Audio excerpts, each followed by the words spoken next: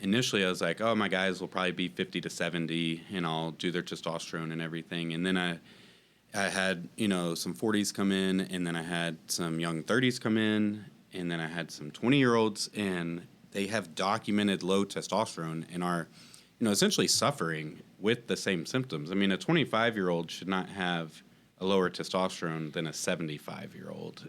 Where do you think this is coming from? It's going to be a myriad of things, but Right. Well, amen to all that. It is. It's a accumulation of things. I think the probably most obvious things that we have really robust literature around, or at least a growing literature around, is these kind of what we would call endocrine disrupting chemicals, which I think a lot of people have heard of, and it still doesn't feel real. It still kind of feels like fairy dust, but those would be things like phthalates and parabens and technically speaking, even things like lavender essential oil would be considered an endocrine disrupting chemical. So even though it's natural, it doesn't necessarily mean it's totally safe. It's especially byproducts of plastics and petroleum and all these things that have just become ubiquitous. They're in our clothing, they're in our food, they're in our water.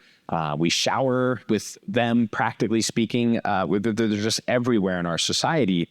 And we have absolutely seen that these play a extraordinarily detrimental role in terms of a human being perspective on endocrinology and hormones. I mean, in my own population, started testosterone in my young 30s, and I was like, maybe it's because I alternated ER day and night shift for a long time.